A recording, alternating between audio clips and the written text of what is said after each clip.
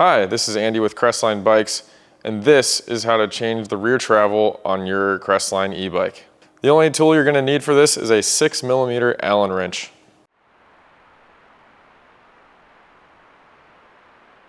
To start, I've put the bike in the stand non-drive side out so I can better access the shock's lower mount bolt.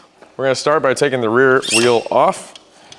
Once we've removed our rear wheel, we're going to start by loosening the lower shock eyelet bolt where the flip chips are.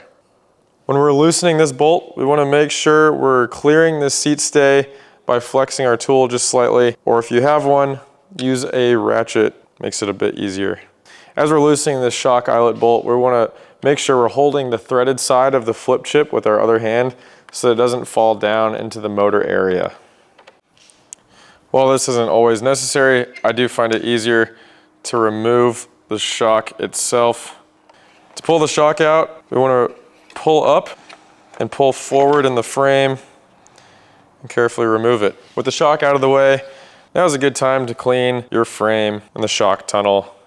To flip the chips, oftentimes they will be in there quite snug, and I find it easiest to use the lower shock eyelet bolt to assist in pulling them out. We'll put the bolt back through. We'll push gently on this flip chip and be careful to remove it as we don't want it falling down. On the non-drive side flip chip, I'll carefully leverage the eyelet bolt and pull at the same time to get it to come out. With the flip chip out, now is a great time to clean the flip chip itself and where it inserts into the lower link to prevent further corrosion and noises. As we go to reinstall the rear shock, it's a great idea to clean and re-grease those shock eyelet bolts, especially since the front one is touching carbon. Metal and carbon corrode very fast, so grease helps prevent that. As we reinstall the shock, we're going to start with feeding it into the shock tunnel and positioning it into the lower link, making sure to hold the threaded flip chip so that it doesn't fall down into the shock tunnel. We'll get that hand threaded for now. We'll grab our upper shock eyelet bolt, assist with the seat stay to get the shock and the frame holes to line up.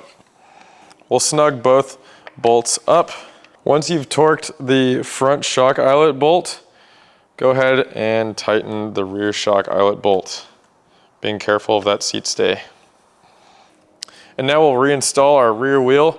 It's a good idea to add grease to that rear axle as well. All right, with the rear wheel installed, we're ready to ride.